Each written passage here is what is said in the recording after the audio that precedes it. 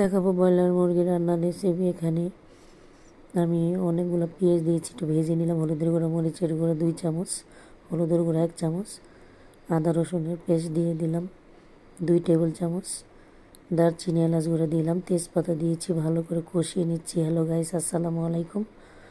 অনেক দিন পরে একটা ব্লগ নিয়ে আসলাম, যেহেতু আমার কাজের জন্য আমি পেজটা চালাতে পারছি না, তো অনেক দিন পরে ব্লগটা নিয়ে আসলাম। তো এইভাবেই কিন্তু মুরগির মাংস রান্না করলে খুবই খেতে মজা লাগে।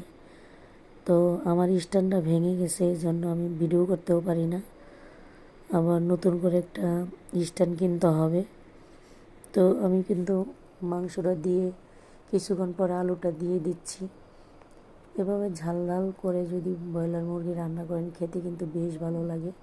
একটু ঝালের পরিমাণ বেশি দিতে হয়, খেতেও দারুণ লাগে। তো আমাকে যারা ইউটিউব থেকে দেখছেন, আমার ইউটিউব চ্যানেলের নাম নাজমা রান্নাঘর, অবশ্যই আমার চ্যানেলটাকে সাবস্ক্রাইব করে দিবেন। যারা আমাকে আমার পেজ থেকে দেখছেন, অবশ্যই ফলো দিয়ে দিবেন, কমেন্টে জানাবেন। তো আমি সব শেষে দিয়ে দেবো জিরার গুঁড়া। তো কেমন হলো কিন্তু জানাতে ভুলবেন না আপনারা। আমার ভিডিওটা দেখবেন, ভালোবেসে অবশ্যই লাইক করেন, শেয়ার করে দিবেন। আমি আজকে 1 বছর ধরে অনেক কষ্ট করছি পেজে। আল্লাহ হাফেজ।